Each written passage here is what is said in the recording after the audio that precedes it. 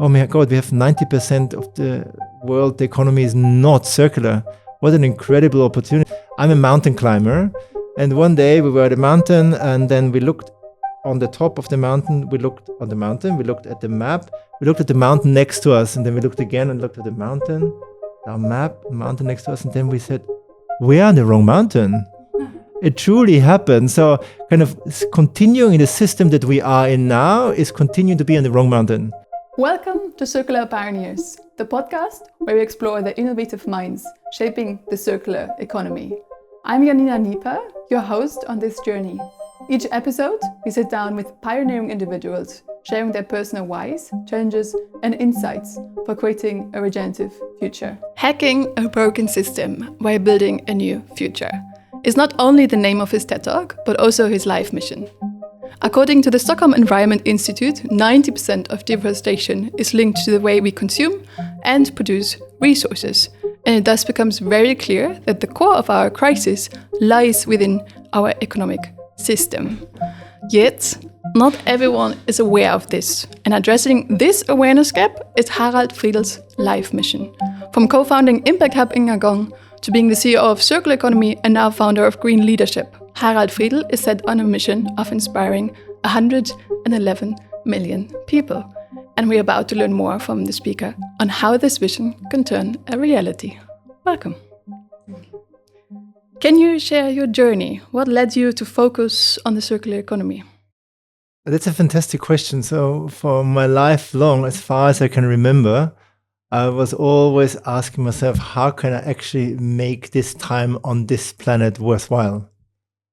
And it brought me a journey. I was in politics for a while and in business. I was the CEO of companies, but also I was leading NGOs and impact organizations. And I always was struck that all these different organizations and people were working very much in silos. And then about now a decade back, some of the circular economy entered into my field, and it was such a relief because I started to see how everything was interrelated. But it was not a new discovery. It was kind of remembering what we all know, that everything is interconnected. It just sometimes, I think people like me or many out there are looking for concepts also to explain it and to bring it into daily life and to earn a living. I think this is the general challenge we have. And so this is where the circular economy entered. And since then, it has never left my life again.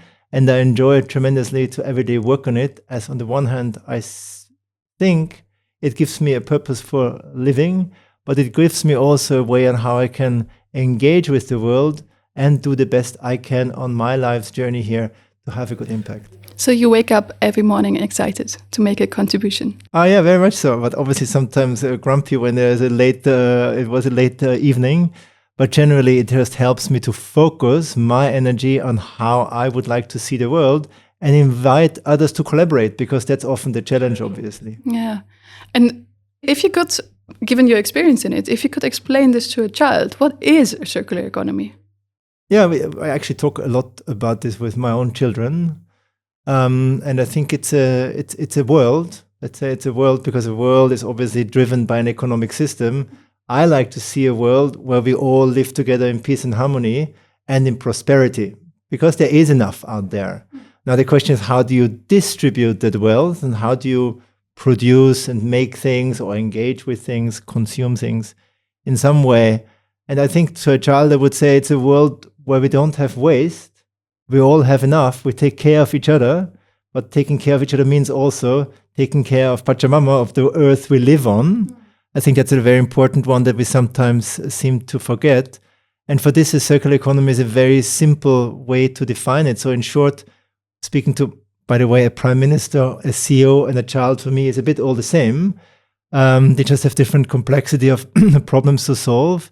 It's a world where we live in harmony together and we're taking care of the resources we have, because any smart household is doing that. And then a child understands, and also I think they often ask, why are we not living in such a world? Which is maybe one of your next questions. But this is obviously the way, I think, how we can make people engage. It's not about the difficulty of the explanation. It's about understanding it's possible. So focusing on the vision on the vision of creating a thriving planet for everyone involved on Earth. Yeah, I think that's sometimes forgotten a bit what we actually want. Where do we want to go together? No, I agree. And so how do we get there? I think stopping. The first thing, at least what I learned when I studied Buddhism, you can see in a glass of muddy water, you can see more clearly when the mud is settling. And I think the mud is speaking for our own confusion and the confusion in the world, what we think is important and actually is not. And the things that we are taught are maybe important, looking at consumerism as one, and the fast fashion and all the problems we see. So to just focus for a moment on what is important for myself and then what is important for us as a community, I think is the important start.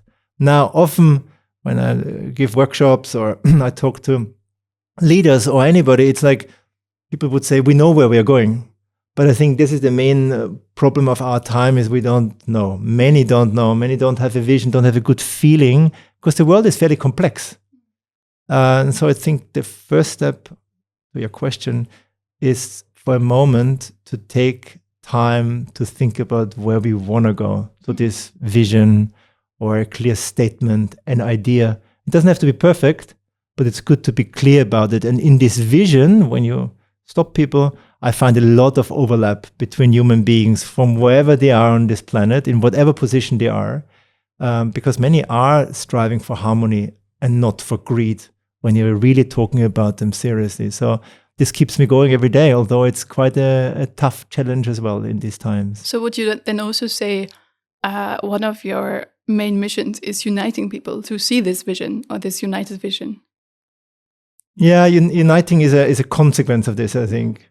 It's it's an interesting balance between your personal path and the path together we're taking as society. Mm. So at this point where the world is at the moment, I would say my first message is come back to yourself and check in where you are, because we all have very high ethical standards. I believe people are good in themselves, but we have been sometimes turned into something to operate in a system, which is called capitalism, to kind of try to get all the resources we can, try to maximize for ourselves. But in the end of the day, when you sit with people and talk about it honestly, I think it's not the main driver in life that makes them happy. So focus on yourself, yes, but understanding how we all connected in this. And hopefully, despite the fact in the news we see a lot of division on the planet, I think this can be a positive way to reunite. So reconnecting is what do I really need and what do I want in life? Sometimes critics say, yes, but growth and also the exploitation leads to jobs. So it offers a human component to society. What do you counter to this? Yeah, but to have more people doing something bad is still bad. So change, I'm fascinated by change and transformation. We have many of us have been used to work in a certain system. It keeps the system going. When we look at it objectively, it has created certain wealth and I think a functioning system in some countries, in some more than in others. The developed world, not always taking care of the emerging economies, so it's a lot of imbalances. But when you take a long-term view on the planet, what scientists say, what data says, we are running out of the resources that we now use to make that system work. So it's kind of you're lighting up and incinerating and putting fire into the house that you live in. Sure, you can still live in there for a while, for some minutes, for hours, or some days, but it's going to burn down. So I think it's smart to think about a bit the midterm and the long term and understand that if we have been served by a certain way of doing things, that's great, can be acknowledged, and I'm not against that. But it's time to absolutely reconsider this and come up with a new paradigm, how we want to organize ourselves in a new way. And for me, this is one way to describe it is a circular economy, because obviously nobody wants to waste things. That seems to be very clean and clear and straightforward. So coming back to children and prime ministers, none of the ministers or CEOs or children I work with has ever said that's not true. So we are kind of united in the way that we want a new system. Managing the change is the challenge now. So How do we manage the change? I think be honest about it, be honest about it.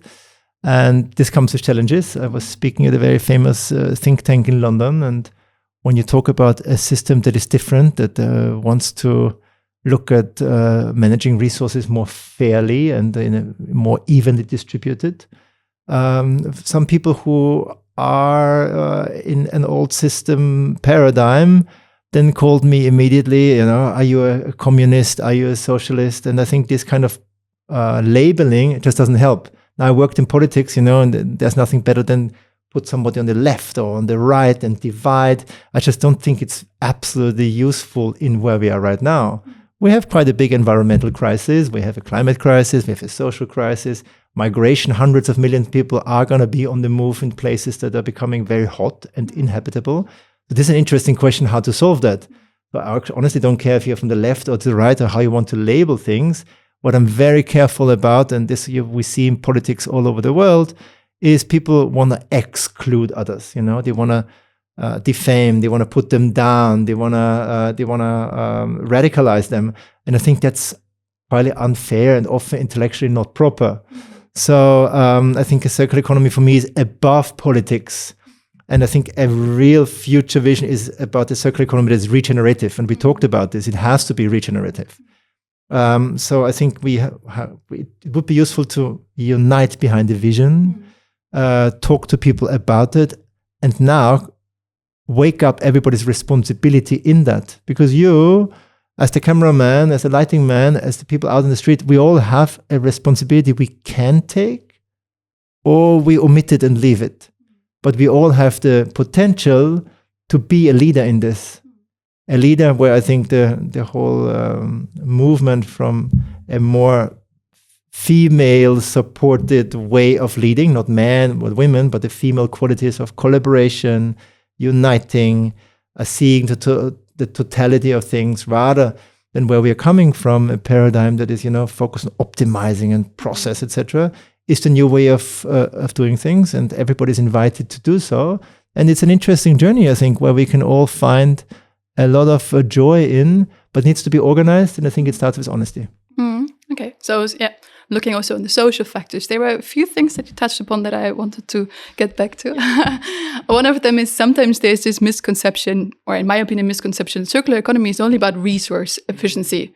And you touched upon the fact that circular economy is also about social inclusion, it has also a social component, it should be fair. How do you see this? How do you see this? So first, I think I'm not a big friend of big egos pushing for their own ideas. Yeah, I think now we need to rally behind a couple of ideas that have traction, and I call it green economy, circular economy, regeneration, blue economy. It's a bit for me all into that space of a new system. So this is the first thing. We should all reunite of people who want to work for change rather than saying, my way of calling this is much better than yours. So this way has fundamentally, is foreseeing fundamental changes to where things are done now. So for me, it's not only about resources, or let's say it's about resource a bit, taking it from a broader view. So like energy between people, money, people themselves, these are all resources in a way. The air we breathe, the water, and all of that has to be circulated, and it has to be cleaned up, and it should be treated regeneratively. So absolutely for me, circular thinking is going absolutely beyond materiality. But obviously it's where it comes from and where it started. And I think we have to be appreciative. That's why we got traction, because also a company can't say anything against that. But now the interesting point is, are we taking the potential of the circular economy fully forward and tackle the questions that are really underlying, which is about redistributing prosperity?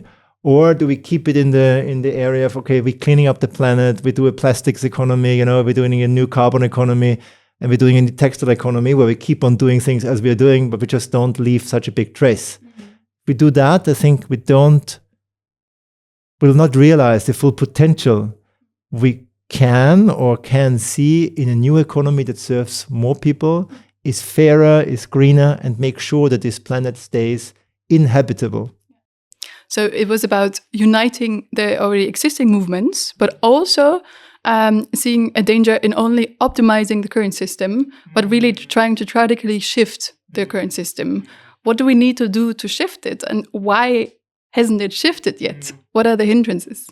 You used the word radical. Many people don't like radical. I don't have a problem with radical nor with transformation. If we manage that right, it's not a problem. And I was talking with a friend the other day, and you mentioned the word system change or different system. And I want to explain it to people who are listening in a way coming from my own experience.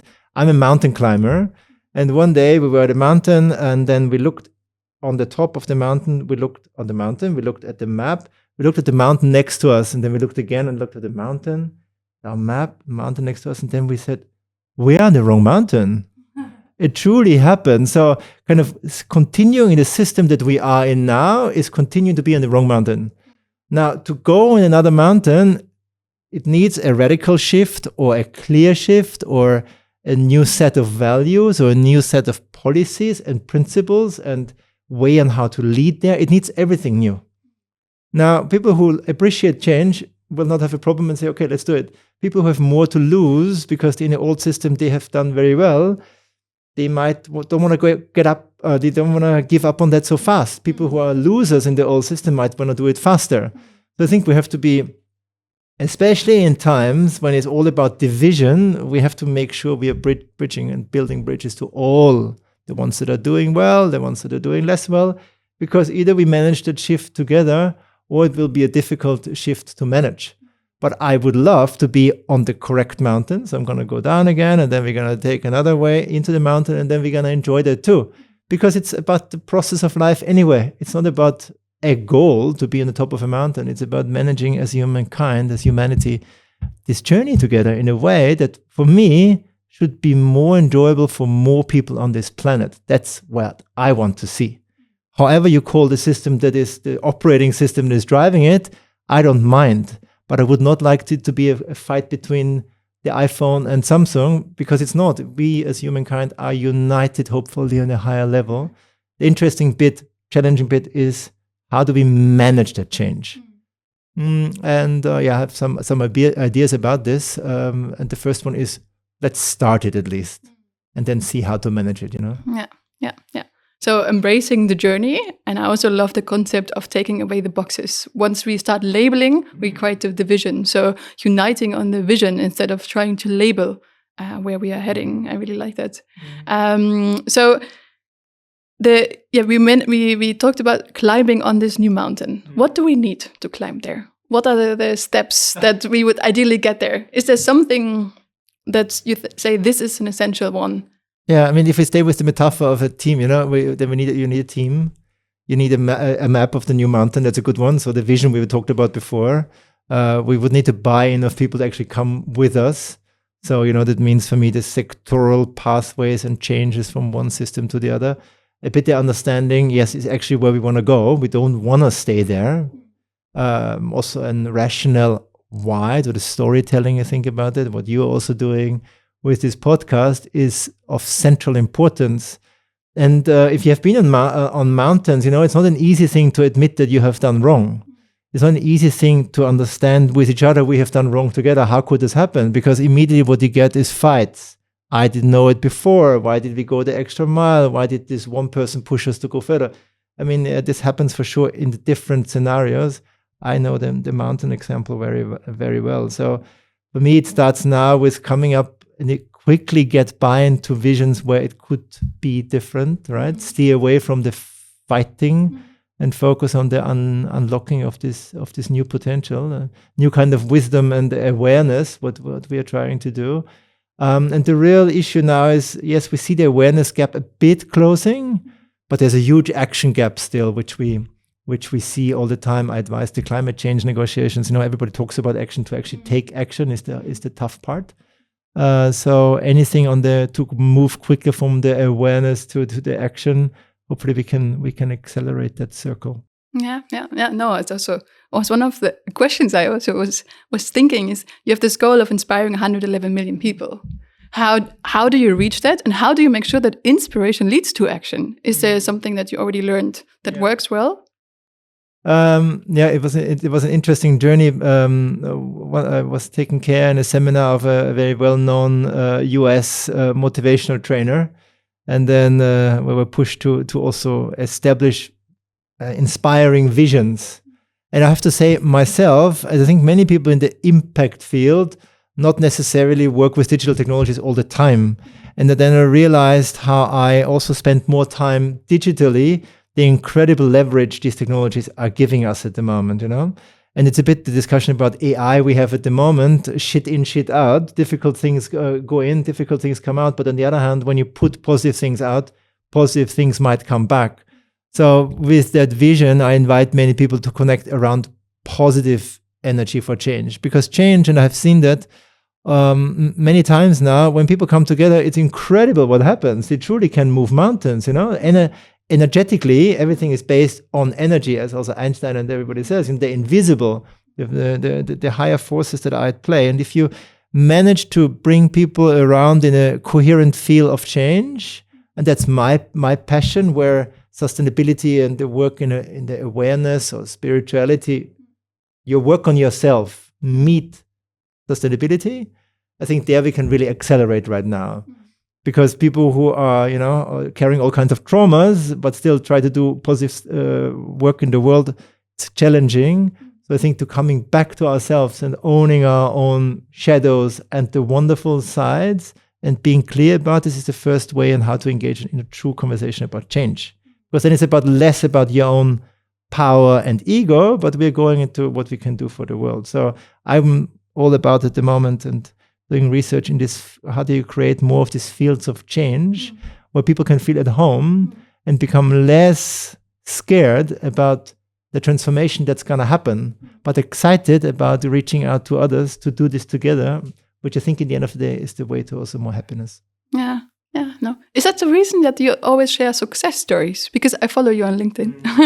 And on LinkedIn, I see you post every day a story of success from a different company or store or individual. Is that the reason you do that?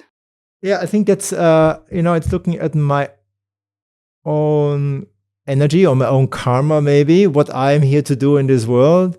And I think there are people who are the reminders of what is going wrong. And I think also sometimes do that because it's important. Not everybody knows it, but this focus on the incredible things that are happening. Also sometimes in politics, by amazing leaders, many of them female. What's happening with some CEOs who actually dare to go out of the ways because the economic system is not made for change. It's made to optimize for profit.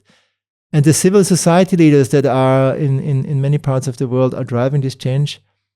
That's something that is not always sexy, and you don't find it in the mainstream media. That is, for me, as a former journalist, you see it's like programmed more and more on division because the black and white will secure higher numbers on listeners and viewers. But the interesting stories of change are not always the ones that are making the headline because they're often very subtle. Or it's not something that you can in the evening say, haha, this is really something that happened to somebody. The stepping up, empowering yourself and empowering others, I think is sometimes the more challenging story. So I'm there to help all those or connect all those that are taking these steps. And it just feels for me like my best investment of the time because I need help myself, It's I can't do it alone and I've never intended to do it alone. And asking for help is a good step. Yeah, that's true. There's also the fact that now we hear about the circular economy 3 times more. The Circular Economy Gap Report from this year I mentioned that we hear more and more the words, but yet we are lacking action. Is there a danger? Do you see a danger in greenwashing or circular washing, as they sometimes call it? Totally. Yeah, absolutely. I was just thinking I wrote an article beginning of this year about this circular economy at the crossroad, which turn it will take. And since we launched, and I had the honor to co-initiate the Circularity Gap Report in 2018, when for the first time we kind of found a bit the consensus on what the circularity rate is.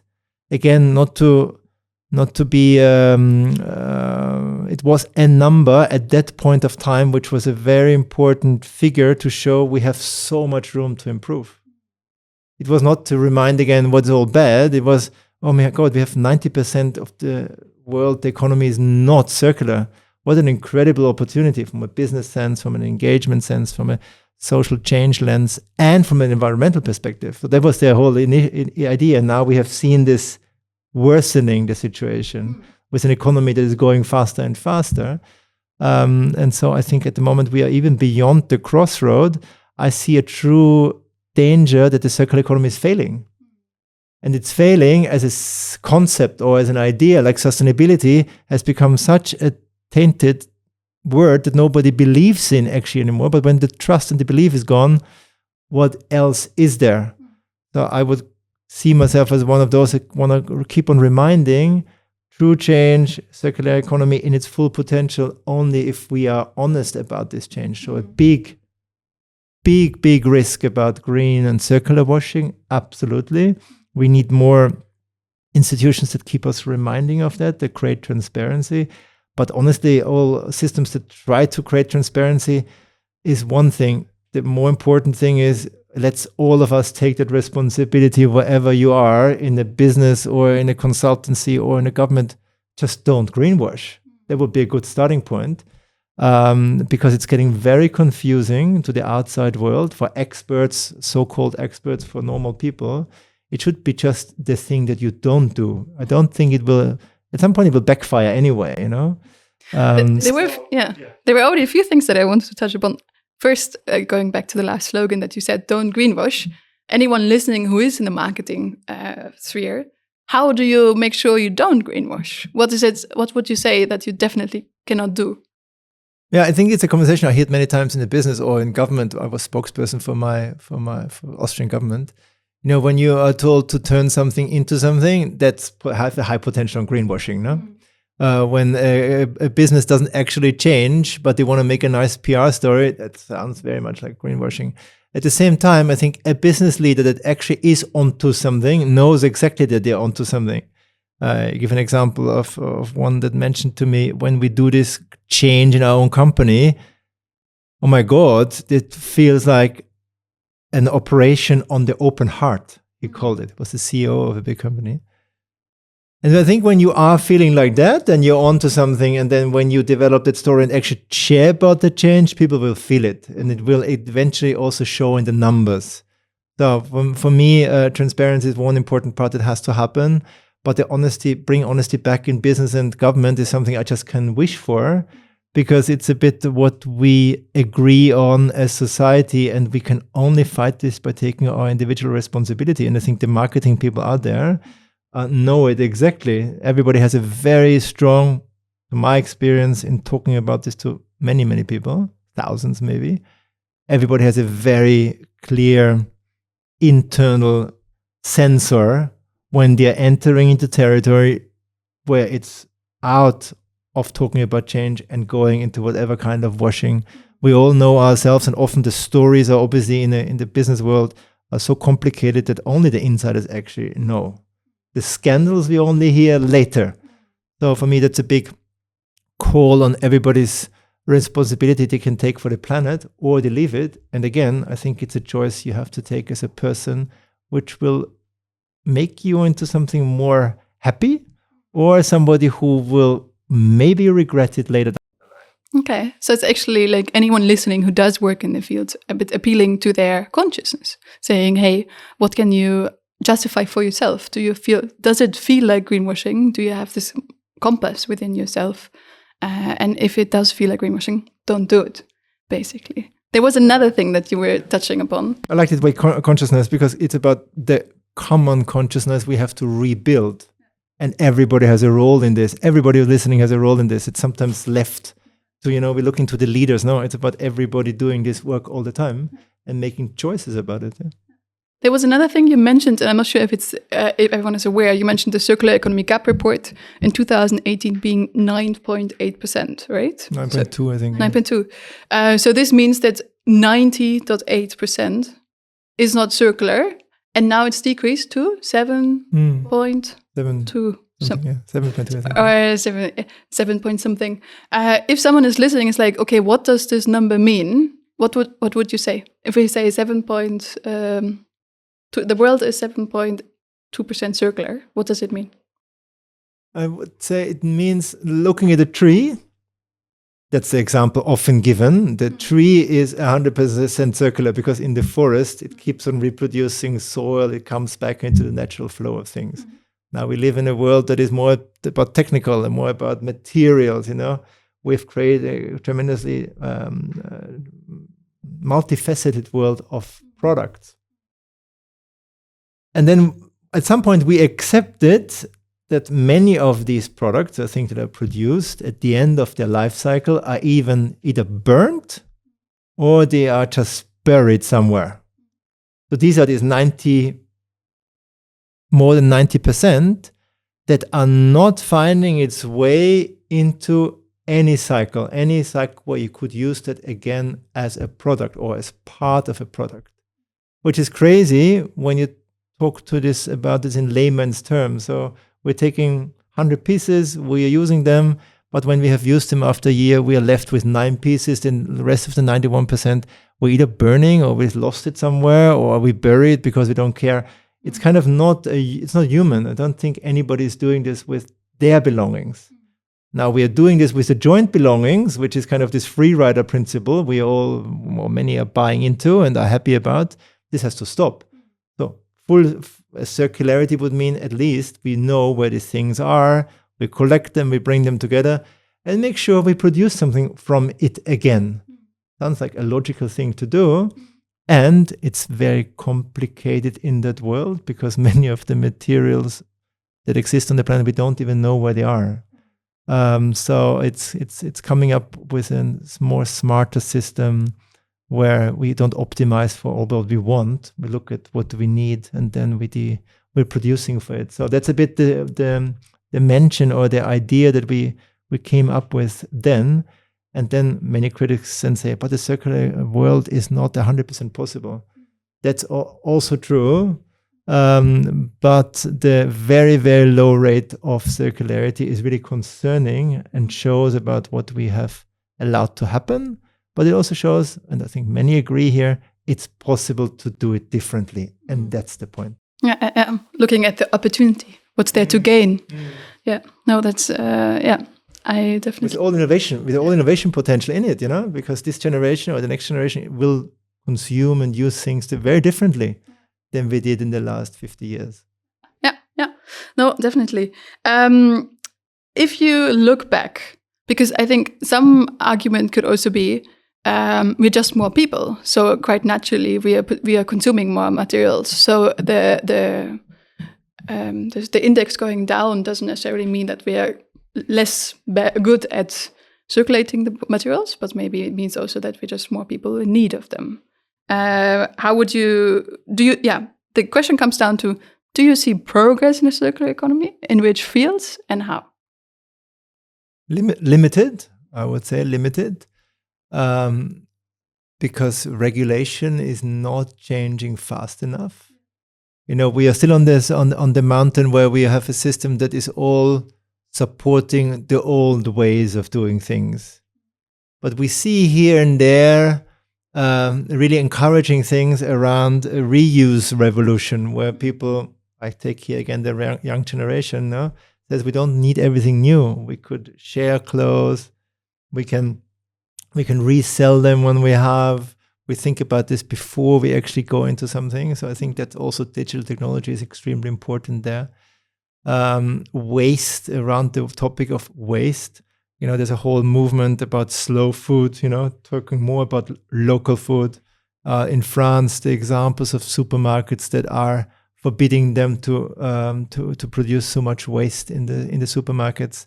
In Japan, the zero waste towns. It's very encouraging also in Germany, where they have more of this. I think in Europe, more than 100 zero waste towns. So I think in making sure things are not going to waste, that's one of big part of the circular economy. We see progress. And I'm super happy about especially the sub-regional and regional governments that take this forward. The Netherlands, where we are right now, is also an interesting example in wanting to be 100% circular country. I think that any country should be able to say that, by the way, because why would you be a wasteful country? Why don't they do it? Yeah, that's a good question. Because politicians then are afraid that they cannot keep to their promise. So the former prime minister, I think, was very right and also visionary and smart to say that. Then the less waste, I see progress, slow but happening, especially in topics like food and textile. In keeping things longer in use, this is another big topic of the circular economy, where the mind shift is, I think, starting to happen as well, on where we see as much as we consume more, we are polluting ourselves more. I think that's coming through. The news that the microplastics have reached everywhere, including our brains, is just something that doesn't make people feel comfortable anymore, I think. And then the third big part of the circular economy, to actually use less. So the topic of less often then leads to a conversation about growth, degrowth, and how do we want to fire up and keep our economies going, which I think is sometimes a shortcutted discussion, because I think there is a way to keep an economy healthy when we also have a little bit broader terms where not only material extraction leads to wealth, but also keeping things longer in use, where we try to find and give a value to the immateriality. So like people who stay at home with their kids, which at the moment is not seen in any country as a value of prosperity, or nature, by the way. The nature in the city of Amsterdam, where we are right now, which is very beautiful and healthy, is a value. It's often not valued in the balance sheets of the city. So there is a lot of research and I think groundbreaking work happening. I would absolutely hope that it's happening faster, because the change, not only climate change, but I think the change on the pollution side, one of these big topics of our time, is just happening so fast at the moment that my hope is that the new technologies, including AI, by the way, is and can come up with accelerated pathways for change. Because now we can find out about materials with the help of AI that we didn't know about before, which then maybe gets us out of this difficult solution that everybody says we have to go to get the cobalt out of the Congo in the worst ways to keep on firing up the digital revolution. So I hope we can make that revolution happening, or the digital change happening, with new technologies to come up with more solutions for a better circular economy, and one that is regenerative, gives more people jobs and things to do. So I'm very happy to see the change makers in the world stand up. Yeah, you're very much appealing to the goodness in people. So using AI for good. How can we do that, etc. Well, of course, there also might lie a danger. Who do you think should take the lead in transitioning to a circular economy? So, is it government you mentioned, or is it companies? Yes. Is it individuals? Yes. Do you have a clear answer to that? Yeah, the clear answer is obviously all, yeah. But not trying to put the people and give them a label, because we're all human beings. What the change you driving as a person here, as an activist, but also in your home, in your community, in your business, is how should I say that? To see our potential as individuals, which I think is, for me, the way to go. And stop blaming and looking for others to solve for ourselves, and just start that. When you look at, more abstract, a bit more with distance, obviously politics has a huge role to play right now to shape this policies and frameworks and regulations for the next years. Businesses then fall into place and make that happen. So I think it's very dangerous to leave change to the businesses and hope for them, because businesses are made there to serve their investors and make money. We have to be, it's not putting businesses down and not playing down their role, but we have to be clear about who is doing what. A government is supposed to shape the future of a country. That's it. we as voters are supposed to vote for the government. The more we as voters say we want to have really government that looks into green and fair transitions, they're hopefully more green and fair, their regulations will come. If we as individuals want hate and want exclusion and are against migration, then the government or the people who are in government will deliver that to us. So this is where the circle is going. It starts with yourself. Be vocal about it, be clear about it, what we mentioned at the beginning. Lead your businesses in that way, dare maybe not to make more money, but maybe be a part of the change for the good. And as government, hopefully you have the guts and the balls to do the changes that are necessary right now. So it's absolutely everybody. And the finger pointing has to stop, but more the enablement. And I had a recent conversation with an investor that was so nice because it said, fantastic, you're saying the right thing. He said, we have to make sure that the CEOs that drive the change are successful. So it's again bringing back this, I want everybody to be successful in this. And I think there's so much space. Just people are in their scarcity mindset. Let's be very honest. And as long as you are stuck in that, it's going to be very difficult to embrace change. But if we are moving to a prosperity mindset, that's, I think, a real revolution. And for this, that's a personal choice and difficult because we have families to take care of, we want to do well. So that's an honest conversation with ourselves. Yeah. No, beautiful put. You mentioned on your LinkedIn profile, you want to make the circular economy touch and feelable. What is an example of making it touch and feelable? Interesting. I think when we go out there, and then we start to do our own composting, that's a great way of seeing how our own resources can be used again and put back into the cycle. So I want to say with the touch and feelable, to be practical, not a theoretical concept. This morning I read about this redefinition of public spaces, calling them third spaces. It's not a business or a government. It's a third space where community comes together. And I would like to make this the principle of everything goes around, comes around, circularity, into something that we embrace again as a way of living. Because I think that's how we are made as human beings, that things flow through us with each other. And we have been long enough kind of forced into some shackles of a system where we just optimize for resources. I don't think that we actually want that. So I would like to make in my conversations, not a conversation about the theory of the circular economy. No, that's very much a life principle. And for me, it has been my path of sharing of your time and your resources and your space, and making that sure that more people can engage in that. So more people are motivated to go that path, which is very different from where we are coming from. I've seen you also advise companies in going circular. What's the most underestimated factor that you think that companies can already implement in going circular? To admit to what you don't know.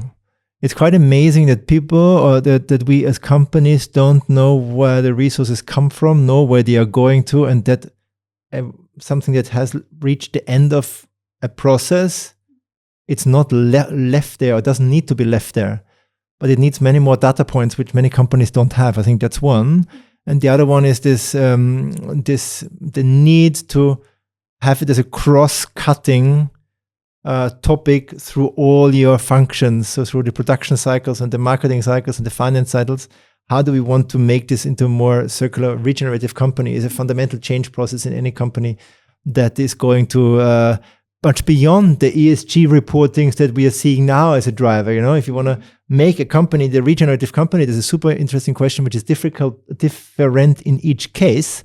But it starts, I think, with the data points that we need to collect more. That's why a material flow analysis is so useful. And beyond the materials we use, I also would include people, the resources like water that you use, the money that is coming through your company, to have a more comprehensive look on what change is possible. So as a first step, anyone listening who's thinking, Harald, I like what you say, I want to be more circular.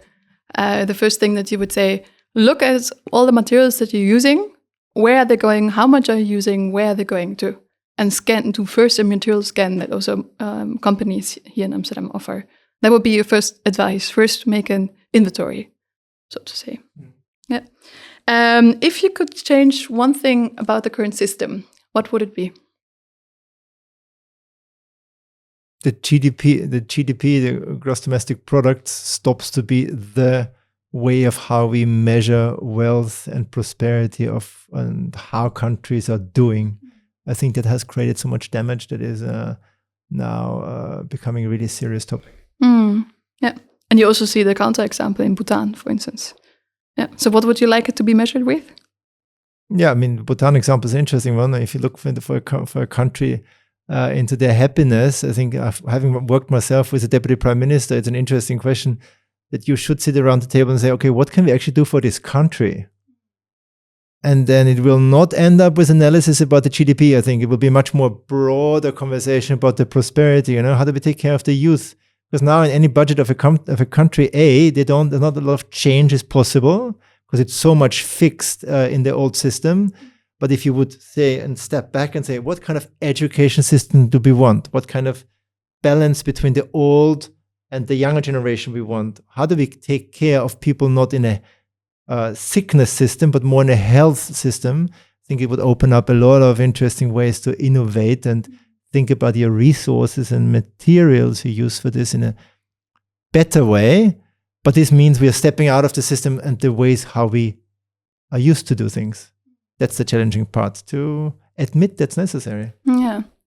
And looking back at everything that you've done so far, would you have done something differently? That's a good question. I think I would have made earlier peace with my parents. I would have taken maybe more time to just stop and see and feel into things rather than running a lot, because the impact world makes you it's like a never-ending story. And travel even more. That's it. I'm fascinated by the change in the world. Yeah, this would be it. And what if someone listening, you could give one advice to move on their circular economy journey? What would that be? To individual or company that's listening? Except that it's, talking about myself again, I feel at this point, and I'm considered kind of an expert or a specialist globally on this topic, but I truly, truly think and feel like a student of that topic. So don't feel kind of overwhelmed that it's too big of a topic. If you are in it with the right intention, the right heart, and see that this is as a learning process, and it will be a learning process for all of us for the years to come. So we're all circular economy students. I think that's why I would advise for everybody, ask everybody, because then the conversation becomes less fearful, less dogmatic, but much more of one where we can be there with an open hand to invite as many people as possible on the journey. And if you could share one fact that you think would make anyone passionate about circular economy, because earlier on you mentioned a few facts, and I was wondering, what fact would you give someone who doesn't yet have the spark of believing in it? What would that be? Oh yeah, I have my five facts, and these are, maybe I say the 5 ones briefly. So it was like 1, 10, 100,000, and 10,000. So the one was that 1% of the world owns more than the 90+ rest of the world. I'm not comfortable with that, and I think many people are not. And I give these 5 numbers just to not make you a revolutionary, but think why change is actually, we can embrace change. 10, and this was still 4 years ago, 10 was the number of years we had to avoid climate chaos. Now we are down to 6 or 7 years. Then we had 100, which I now forget what it was. 1,000 was the 1,000 times more money goes into the fossil fuel based economy than in the regenerative bioeconomy. And 10,000 was the amount of wildfires that were happening on the planet at each single moment last summer. So it's not somewhere where we hear sometimes the Amazon is burning, it's what the world is burning. And I think the 100 was, now it comes back to me, was that 100 species a day are eradicated from the planet because of the environmental problems we have. So I made this like these are the 5 numbers that is always good to have: 1, 10, 100. 1,000 and 10,000, after which, from a social, from an environmental and economic financial perspective, I think we understand better why change is needed at the moment. And what gives you hope in this context? Because I see people like you and your team that I want to make that happen. And when you connect with somebody and you see in their eyes, that's a different way of how we can relate, not only me in my own world, spiritual world, inside world, no, but how we can relate together to make a circular and regenerative world happen. You see it and you feel it in people, and that makes me happy every day, and overcoming the challenges in it together. Oh yeah, nicely put. If there's one company that you can give a shout out to in a circular economy that you're really inspired, that you recently heard of, which one would it be? No, I don't support individual companies now here on this podcast, and think there are several with great leaders out there. You can find many of them online with the Ellen MacArthur Foundation, or Circular Economy and Metabolic, and other organizations that work with many. I think it would be a bit unfair to point to one. And I want to point out the countries. Now we have like 50 countries that have circular economy strategies and roadmaps, 150 countries to go. And I want to shout out for those countries that I actually say, this is happening in our country. We're putting resources and planning and people into that. I want to shout out to those and the cities that are embracing that now. Yeah, beautiful. So zooming out, shout out to the policymakers, basically to the governments, to the political leaders who embrace regenerative principles.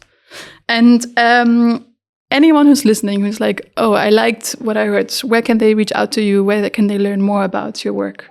Just on the website, www.haraldfriedl.earth. Okay. And I guess on your LinkedIn profile. Absolutely, it would be amazing. It was a pleasure having you. Thank you for coming by. Thank you for being a part of this podcast. We learned a lot today.